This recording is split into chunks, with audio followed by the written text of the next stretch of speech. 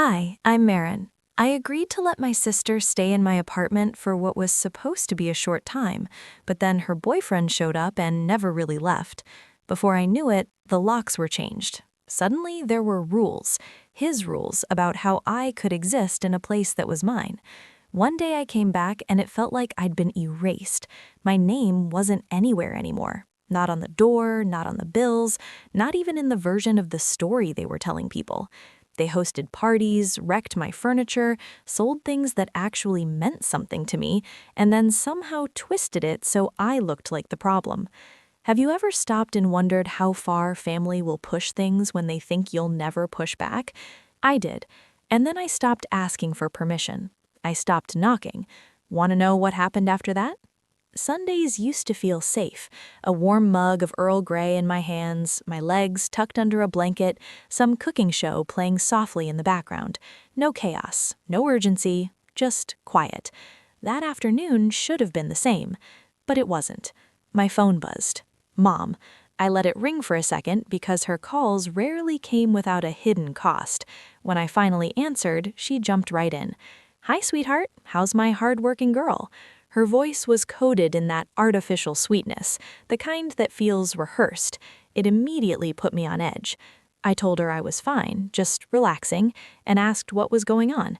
There was a pause, just enough to signal what was coming next. "Well, your sister's having a hard time." And there it was. "She needs a little help, Marin. Her lease ended unexpectedly, and she doesn't have enough saved to move right now." I stayed quiet for a moment, letting it settle. When she said help, she meant my apartment, the old one, the one I fought to hold on to after my divorce. "She has nowhere else to go, Marin, and that place is just sitting there." I closed my eyes because I already knew how this would end. I wanted to say no. I wanted to protect what I'd rebuilt, my peace, my boundaries, my property. But saying no to my mom always came with consequences. Months of subtle digs, guilt wrapped in casual conversation at family dinners. I told her I needed the place rented. That income helped cover my mortgage. She softened her voice. "I know, honey, I do, but you're doing better now. You've got your new place, your job, you bounced back." That part hit harder than she probably intended. I bounced back because I had that apartment to fall back on. That wasn't luck, that was survival. "So help your sister survive," she said, like I hadn't just explained the exact same thing. I could already picture her retelling this story to my aunts, painting herself as the one who just asked for a simple favor. I exhaled slowly. "Fine, she can stay there, but only temporarily." "Thank you, sweetheart. You're an angel." She ended the call before I could even set any conditions. A week later, I met Sorrel at the apartment. She showed up 10 minutes late, oversized sunglasses on, iced latte in hand, like she was headed to a photo shoot instead of moving into someone else's space. "Hey," she said brightly. "Thanks again, sis. Seriously." Her hug felt quick, almost staged. I unlocked the door and let her in. The apartment still looked the same. Neutral walls, simple furniture I'd left behind, and a faint lavender scent from the diffuser I'd set up before. She mentioned she only had a few bags, which turned out to be far from the truth, then casually added that Knox might drop by now and then. I turned toward her. "Knox?" She shrugged, like it was nothing. "My boyfriend. He's helping me move stuff. Don't worry, he's chill." That wasn't the point. I cleared my throat and laid out some basic rules. No overnight guests, no parties, don't rearrange anything, and if you want to make changes, call me first. She waved it off with a smile, saying that was totally fair, but it didn't feel like agreement, it felt like dismissal. 2 days later, I stopped by to drop off some insurance papers. She hadn't replied to my messages, so I assumed she was out. I still had my key, so I let myself in. The moment the door opened, something felt off. Music was playing softly, indie rock, slow and careless. And there he was, a man I didn't recognize, stretched out on the couch like he owned the place. He looked up, completely at ease. "You're Marin?" he asked, pointing at himself casually. "Knox. Sorrel said you're intense." I stood there, stunned. I asked who he was, even though I already knew. He told me they'd kind of been staying there. I didn't know what to say. I turned away and called Sorrel. She answered like nothing was wrong. I asked her directly if Knox was living in my apartment. She hesitated, then brushed it off. He's just there a few nights a week. You said temporary, right? That was for you, I said. Another pause. She told me not to make a big deal out of it. I didn't argue. I didn't raise my voice. I just ended the call. That night, I sat in my kitchen eating cereal straight from the bowl, scrolling through rental listings. Not for her, for me. I wasn't planning to leave, but I needed to remind myself what boundaries actually looked like. I opened my notes app and typed a single line. Being nice makes people forget it's still your place. Then I added another. Tomorrow, I'll go back. This time, I'll knock like I don't belong. Let's see if they answer. The next morning felt heavy. Gray clouds hung low like a warning. I drove to the apartment with a box of pumpkin muffins, though I didn't really know why. Maybe I thought a small gesture could soften what I already knew was coming. I walked up the stairs, balanced everything in my hands, and knocked. No answer. I tried my key. It didn't work. I checked the number, tried again. Nothing. The lock was completely different. I knocked harder. Footsteps came from inside. The door opened slightly, and there he was. Knox. Barefoot, shirtless, completely unbothered. He greeted me casually and mentioned they'd changed the locks the week before. I asked him to repeat that. He explained it like it was a reasonable decision, something about safety and too much foot traffic. I reminded him this was my apartment. He tilted his head, acting like ownership was just a technicality. Then he mentioned they'd made some rules. Before I could react, he went inside and came back with a piece of paper. I stood there holding a tray of pumpkin muffins that now felt ridiculous. He handed me the list like it was normal. I unfolded it slowly and read, "Visits require 72 hours notice. No entry after 7. No talking about bills. No surprise visits. Emotional tone must stay calm and respectful." I read it again, barely believing it. Emotional tone? The same person who changed my locks without permission wanted to control how I reacted? I asked where Sorrel was. He said she was resting and offered to pass along a message. I didn't respond. I just looked at him until he closed the door in my face. The hallway smelled different now, not like the place I remembered. I walked back to my car, set the paper aside, and sat there in silence. I didn't cry, I didn't yell, I just drove. Not home, not yet. I needed movement, something to distract me from what had just happened. By the time I got back, the air had turned cold. I placed the paper under the kitchen light and went through each line with a red marker like I was grading something absurd. Then I took a picture and saved it as evidence. That night, I didn't do anything else. I opened my laptop and started drafting a legal document. I wrote for an hour straight. Terms, references, laws, proof of ownership, and then I stopped. I read everything back, slowly, then deleted it. Not yet. This wasn't how it needed to happen. They didn't need paperwork. They needed a shift, a moment where everything changed without a single argument. I poured myself a glass of wine and stared out the window. I'd already given them time, space, trust. Now it was time to give them something else. Consequences. Rain started before sunrise. Soft, steady. I sat at the table checking my accounts. At first, it felt routine. Then I noticed the numbers. The electricity bill had doubled. Water usage spiked. Even the internet plan had changed. I hadn't touched anything. I messaged Sorrel. She blamed it on the heater. I didn't believe it. Later that day, I found myself driving past the apartment again. I didn't plan to, I just ended up there. The place looked occupied. Curtains closed, lights on. Something about it felt wrong. That evening, I checked with my bank. My statements had been delivered to the old address. I called Sorrel. No answer. The next morning, I went back. Knox opened the door again. I asked about my mail. He shrugged it off, said they tossed junk. I looked inside. Papers were everywhere. I asked if I could check myself. He stepped in front of the door and said no. That was enough. I walked away without saying anything, got in my car and just sat there. I remembered warning her before, months ago, at dinner. I told her not to touch anything tied to my identity. She laughed it off like it didn't matter. I should have known then. The signs weren't hidden. They were right there the whole time, waving slowly, waiting for me to finally see them. Back home, I opened a fresh folder on my desktop and labeled it Violation Log Apartment B.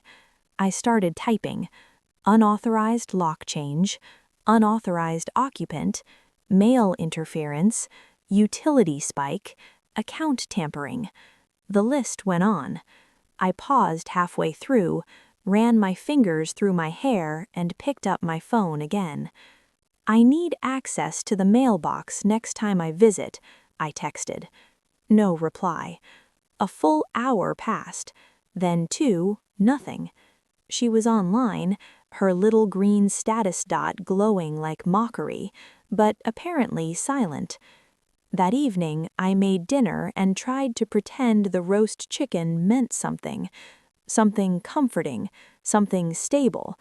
But all I could think about was the envelope I hadn't received, the bills they weren't paying, the locks I didn't own anymore. Later that night, I left a sticky note on my fridge. When you take back what's yours, do it without shaking. I folded the utility bills and tucked them into a red file folder. My fingers trembled, but I steadied them, opened my vanity drawer, and applied lipstick with the precision of a woman preparing for war. Looking at my reflection, I whispered, "Next visit, I'm not knocking." Saturday rolled in with the kind of wind that rattled the gutters and sent brittle leaves scraping along the sidewalk like they were trying to flee something. I had just poured a cup of chamomile tea when my phone rang. Caller ID, Mrs. Varela. The older woman from across the hall at the old apartment wasn't someone who called unless something was wrong. I put the mug down and answered. "I'm sorry to bother you, dear," she said, her voice thin and cautious, "but there's been a lot of noise coming from your unit almost every night this week. Loud music, many people coming and going very late. It's not like before." My stomach twisted. "I'm really sorry, Mrs. Varela," I said. "I'll take care of it." I stood by the window, staring out at the bare branches, trembling against the gray sky. How many nights had I spent rationalizing, holding back, giving them another chance? Tonight was different. I changed out of my loungewear, threw on a jacket, and grabbed my bag. On the drive over, my grip on the steering wheel tightened with each turn. I didn't listen to music, didn't check messages, I didn't even rehearse what I would say. By the time I parked in front of the building, the sun had completely sunk. From the outside, I could already hear the bass, low, relentless, pulsing through the walls like a heartbeat, the kind of sound you feel in your chest before you hear it in your ears. The hallway smelled like beer, weed, and something burnt. I knocked on the door once. No answer. I tried the key. Still nothing. The lock they'd changed hadn't been for security. It was to keep me out. I knocked again, louder this time. A few moments later, the door cracked open. A girl I'd never seen before peeked out, chewing gum, her mascara slightly smudged. She tilted her head and smirked. "Oh, are you the landlady?" she asked, like she already knew. Before I could respond, Knox appeared behind her, red plastic cup in hand, wearing an oversized hoodie like this was a college dorm party. "Hey, Marin," he said, grinning like nothing was wrong. "Sorry, little get-together, we kept it small." I pushed the door open wider and stepped inside without waiting for permission. The air reeked of stale alcohol and cheap cologne. My antique side table, one I'd inherited from my grandmother, had beer cans stacked on it like it was a recycling station. People were slouched on the couch, on the floor, even on the windowsill. Someone had spilled something sticky near the kitchen, and the wood looked warped. I scanned the faces and didn't recognize a single one. "I want everyone out now," I said, not yelling, just clear. Sorrel emerged from the back, barefoot and holding a wineglass. Her cheeks were flushed, and her expression somewhere between annoyance and amusement. "Seriously," she said, rolling her eyes, "you could have at least sent a text." I stared at her. I shouldn't need an invitation to walk into my own apartment. Knox stepped between us, arms slightly raised. "Relax, it's just one night." I looked him dead in the eye. It's been one night every night, apparently. He opened his mouth, then closed it again. I turned to the strangers. "Party's over now." A few people stood awkwardly. One guy muttered something under his breath as he passed me, but I didn't flinch. I wasn't there to argue.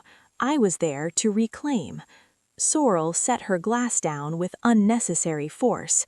"You always have to make everything so dramatic." "No," I said, "I make things clear. That's different." She scoffed. "God, you sound like Mom." That hit harder than she knew, but I didn't give her the satisfaction of seeing it. As the apartment emptied, I did a final sweep. My bookshelf had been rearranged. My lamp had a crack near the base. The rug I'd chosen so carefully now had dark stains near the edges. I didn't yell. I didn't cry. I didn't even look back at her when I walked out. "Next time," I said loud enough for them both to hear, "I won't be this polite." By the time I got back to my car, the night had turned colder.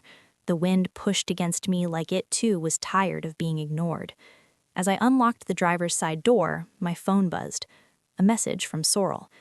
"You're making this a lot harder than it has to be." I stared at it. Then, with the calm I didn't feel, I unlocked my phone, opened my email, and clicked Compose. Subject: Notice of lease violation. Informal. I hit send on the email, leaned back in my chair, and waited for the screen to feel less like a battlefield. It didn't. The subject line glared back at me like a warning flare. Notice of lease violation. Informal. I wasn't playing games anymore, and I wasn't going to let anyone else rewrite the rules. By the time Saturday dinner came around, I was still fuming, but I showed up. Dad grilled as usual, humming to a Sinatra tune from his tiny Bluetooth speaker, while Mom moved in and out of the kitchen with serving bowls like it was just another family meal. I helped out, trying to keep my face neutral, sipping on club soda and counting the minutes until I could leave. Sorrel didn't come. "Apparently too tired," Mom said, then followed it up with a tight smile. "And you two really need to talk." I didn't answer. Dinner was quiet. Too quiet. Small talk about weather, traffic, Mom's new succulents that were thriving in this moody Portland rain. The roast was slightly overcooked, the mashed potatoes were underseasoned, but that wasn't what made it hard to swallow. Dessert came, pecan pie, and while we passed plates, Mom struck like she'd been waiting for the exact moment my guard was lowest. "Sweetie," she began, using that voice she reserves for requests she knows won't go over well, "if you're not really using the apartment anymore, maybe it's time to, put Sorrel's name on it, just for simplicity." The room went silent. I set my fork down slowly. "Excuse me?" Mom smoothed her napkin in her lap, pretending not to notice my reaction. "Well, it would give her some stability. She's been through a lot too. You've already got your place now. You've moved on." My gaze darted to Dad. He didn't meet my eyes. He shifted in his seat, suddenly fascinated by his empty coffee mug. "Moved on?" I echoed. "Because I bought a place with my own credit, paid every dime without help? That's what moving on looks like?" She sighed like I was being unreasonable. "You're doing so well, and Sorrel's still figuring things out. You've always been the grounded one. You could help her feel that too." I stared at her. It felt like looking at someone I didn't recognize. "That apartment isn't just extra space," I said. "It's how I survived. When Mark walked out and I was drowning in legal fees and paperwork and loneliness, that apartment was the one thing I had left that he didn't take.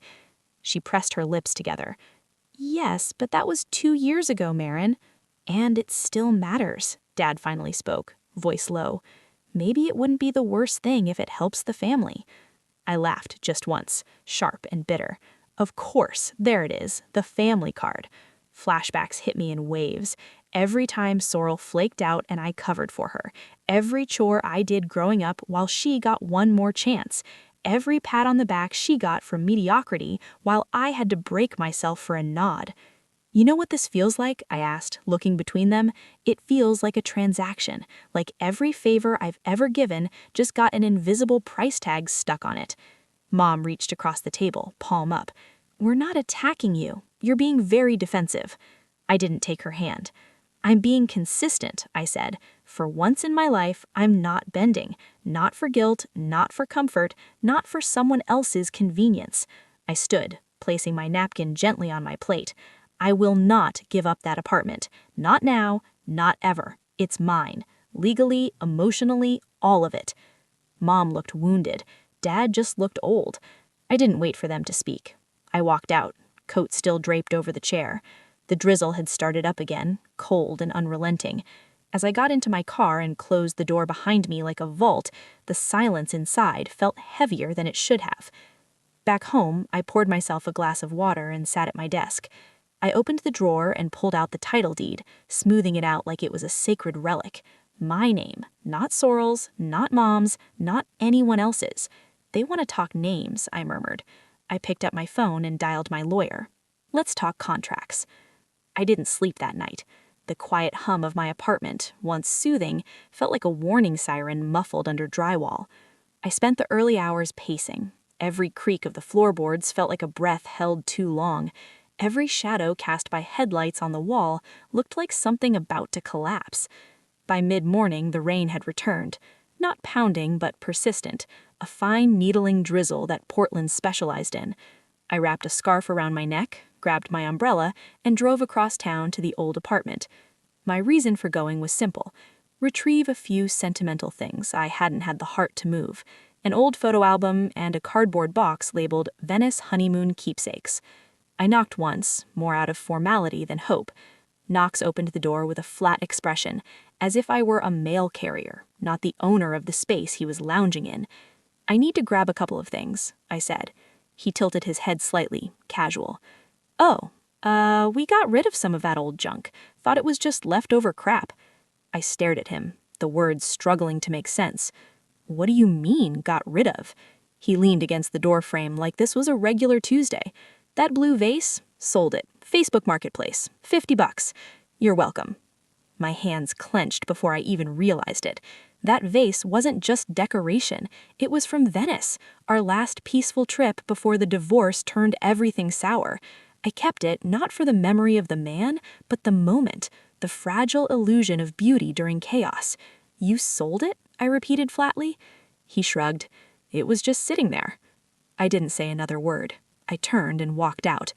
Back in my car, the heat blasting against my frozen fingers, I sat there in silence. Then my phone rang. Mom. Against my better judgment, I picked up. I didn't say hello, just held the phone to my ear. What is going on with you? She demanded immediately. Sorrel said you barged in and started yelling at Knox. I didn't yell, but even if I had, it would have been justified. They sold something that wasn't theirs. She snorted. You always hold on to things too tightly. Maybe that's why your marriage didn't last. I said nothing. Not because I didn't have words, but because none of them would have landed where they needed to. Her voice cut again through the line like a knife dull from overuse. You're acting like a tyrant, Marin. Maybe try some empathy for once. I didn't hang up, but I did let the phone fall into my lap, screen still glowing, her voice now muffled and distant like static from another planet. When I got home, I walked straight to my desk, opened my laptop, and started typing. No music, no glass of wine, no journal entry to process what I was feeling. This wasn't a moment for reflection. This was war. Clean, paper-bound, legally defined. I drafted a formal eviction notice. I copied my lawyer on the email. I attached photos, the broken lamp base, the beer stains on the rug, a screenshot of the online listing that still showed the blue vase in the recently sold section.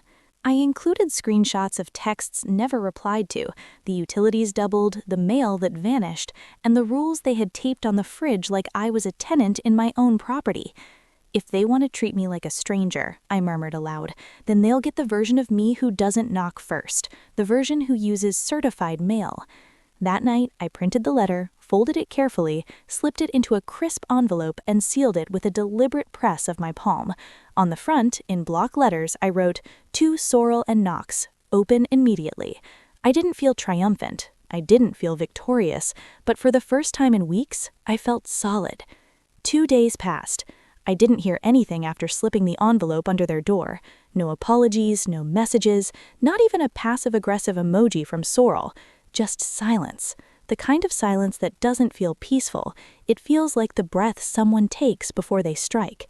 The strike came at 10:17 a.m. on a Tuesday. I was in a meeting at work, glancing through marketing reports, when a message popped up on my phone. Subject: HOA inquiry. Urgent response requested. My stomach flipped. I stepped out into the hallway, opened the email, and stood there frozen beneath the fluorescent lights. The letter was polite, cold, official. We've received a complaint alleging repeated unannounced visits, verbal intimidation, and disruption of tenant peace. If verified, these actions would constitute a violation of HOA conduct policies. You may be required to request prior written permission to enter the property. Please submit your written response within 72 hours. I read it twice before the words stopped blurring. Knox had gone to the HOA. Not just whining, he'd filed a formal complaint against me in my own building, as if I were the trespasser, the threat. I took it, said nothing. I stared at the screen, jaw tight. Then I whispered, "They're turning my home into evidence, and me into the criminal." Back at my desk, I couldn't focus. I excused myself early and headed to my car. My hands trembled as I turned the keys, but this time it wasn't fear, it was fury. By the time I reached home, I was already pulling up Knox's social profiles. That's when I saw it. A coworker had sent it to me via Slack with the message, is this you? Reddit Neighborhood Watch subreddit. The title read, "Landlords like this are why we can't have peace." My face was right there, frozen mid-sentence in a still frame from a video I hadn't known existed. The clip showed me banging on the apartment door.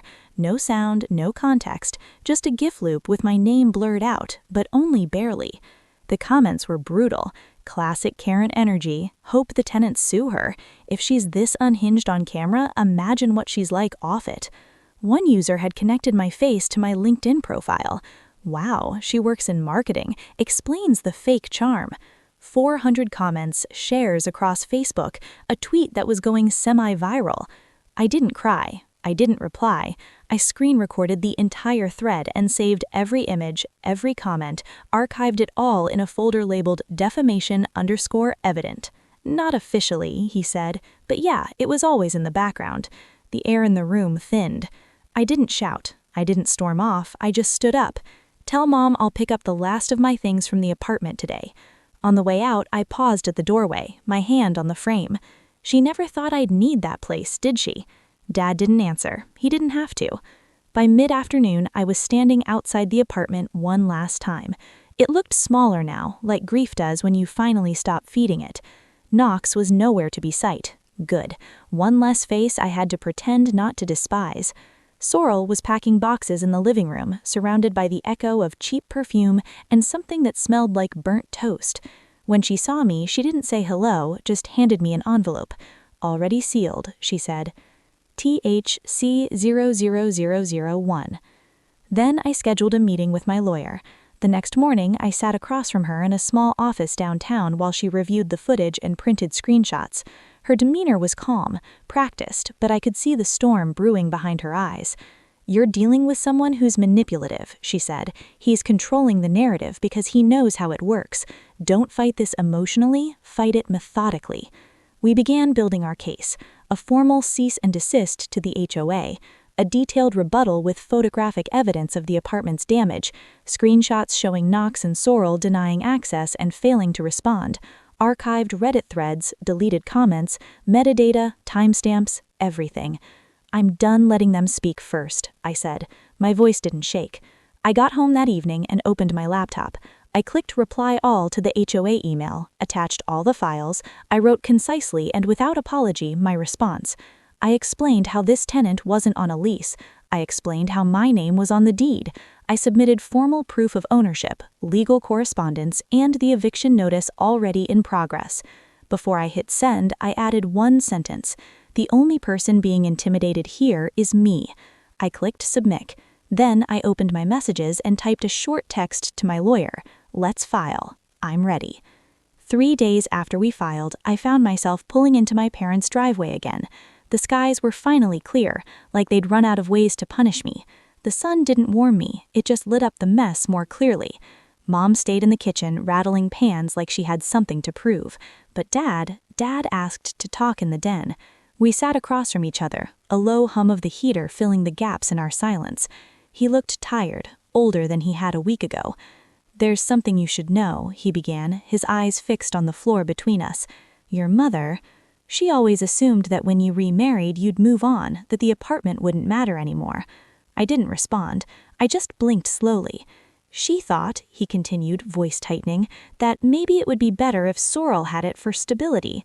"Are you saying this was all the plan all along?" I asked, but it didn't even come out as a question. It came out flat, like a diagnosis. He finally looked at me, and I saw it. The guilt, the weariness of a man who didn't agree but also didn't stop it. As she continued taping a box, I unfolded the note inside. "You win. Enjoy your little kingdom. Maybe if you knew how to love people, you wouldn't always be so alone." I read it twice. No sting, just confirmation. She still thought this was about winning. She still thought she was owed something because she had less. I slipped the letter back into the envelope and tucked it into my coat pocket. Then I looked at her, really looked. "You know what the difference is between us?" I said. "I had to learn how to live without applause." She didn't reply. She just taped the last box like it was the final point in a game I refused to play. By sundown, she was gone. The apartment felt hollow in a different way now, not just empty, but exhaled, like a space finally released from being misused. I walked through each room slowly, running my fingers over surfaces, opening cabinets, closing drawers. No more beer cans, no more strangers' laughter, just quiet. I paused in the bedroom. That was where I'd first curled up after signing my divorce papers, on the floor with nothing but a throw blanket and a bag of takeout. And yet, I'd felt safer then than I had in recent months. A knock on the door snapped me back. The locksmith. He didn't ask questions, just greeted me with a nod and got to work. While he replaced the lock, I stood near the window, arms crossed, watching the sun dip behind the neighboring rooftops. He handed me the new keys 20 minutes later. "All done," he said. I paid, thanked him, and walked him to the door. Once it closed, I locked it twice, then leaned my forehead against the cool wood. "Done," I whispered. Finally. The next morning, I woke up to stillness. No unread messages, no lawyers on hold, no dread pacing the hallway outside my bedroom door, just lights slipping between the blinds, and a strange sense of completion. 1 week later, I brought in a professional cleaning crew. They scrubbed the apartment from top to bottom, scented the air with lemon, and lifted the months of grime out of the corners. It was a necessary reset, one I didn't realize I craved so badly. I kept the windows open the whole day, letting in the early spring air and whatever clarity it decided to carry with it. I repainted the walls myself, soft almond in the bedroom, crisp white in the living room. Each stroke felt like reclaiming a part of my breath. I swapped out the light fixtures, pulled up the stained rug, replaced it with one I'd picked with intention, something fresh, something mine. By the second Saturday, I took new photos and listed the apartment online. Clean, quiet, respectful tenants only. A week later, I met the new tenant at the door. Her name was Elise, medical resident, new to Portland, barely older than Sorrel. But the look in her eyes held responsibility, something grounded. She asked thoughtful questions. She signed every page of the lease carefully, no corners skipped. As I handed her the keys, I said, "Respect the space and it'll take care of you." She smiled. I've been looking for something like this for months. Thank you." I watched her walk inside and didn't feel a sting, just a quiet kind of pride. That night, I sat on my couch, wine in hand, bare feet curled under me, when my phone lit up. It was a group message from Mom. "Mom, we know things got messy. Your dad and I hope we can sit down together soon, when you're ready." I didn't reply, but I didn't delete the thread either. I stared at her words for a long time, like they might morph into something less rehearsed. Forgiveness wasn't a prize I was ready to hand out just because someone remembered my name again. And honestly, maybe I was done trying to be the bigger person if it meant always being the one bleeding quietly. I slid the phone face down on the coffee table. 2 days later, I ran into Mrs. Varela in the elevator. "Quiet week," she said, adjusting the strap of her purse. "Glad to see the old noises gone." I smiled. "You and me both." She leaned in, voice hushed. "I heard Sorrel moved back in with your parents." I figured. "And the boy? What's his name?" "Knox." "Yes, him. Someone said he moved to LA. Apparently that charm doesn't stretch far when the money's not someone else's." I gave a non-committal nod. I wasn't interested in Knox's downfall or Sorrel's regret. I wasn't even interested in closure. They could figure themselves out on someone else's time. What I had was a key that worked, a home that breathed again, and a silence that finally sounded like peace. That weekend, I found it. I was scrolling online, browsing vintage listings I didn't need, when it appeared. The vase, the one from Venice, the one Knox sold for $50. Now it cost more. Of course it did, but I didn't hesitate. I clicked Buy Now. When it arrived, I opened the box slowly, peeled away the layers of bubble wrap like something sacred lived inside. It was the same vase. The crack near the base was still there, barely noticeable unless you knew where to look. I ran my fingers over it gently and placed it on the windowsill in my kitchen, where the morning sun caught its blue curves just right. They had broken things, but I replaced them, not because they deserved a second chance or because I forgave the damage they caused, but because I forgave myself for trusting they wouldn't break them in the first place. I stood back and let the light pour in. Some scars you carry, some you frame. Some lessons in life don't come wrapped in apologies or sealed in resolutions.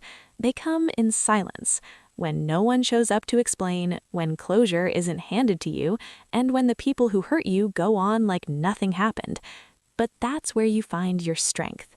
Not in winning the argument, not in proving a point, but in rebuilding quietly, deliberately, for yourself. If you've ever given too much, stayed too long, or silenced your own needs just to keep the peace, then maybe this story is yours too. Maybe you've also learned that setting boundaries isn't cruelty, it's self-respect, and that choosing yourself doesn't make you the villain, it makes you whole. Now, I'd love to hear from you. Have you ever had to draw the line with someone you loved, or reclaim something that was yours? Your peace, your home, your voice? Let's talk in the comments. If this story resonated with you, leave a 1 in the chat or tell me where you're watching from. I'd really love to know. And hey, if you didn't like the story, tell me why. Was it too close to home or too far from your own?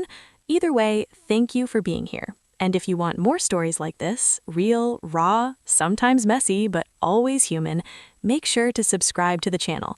Your support helps keep these stories alive. I'll see you in the next one.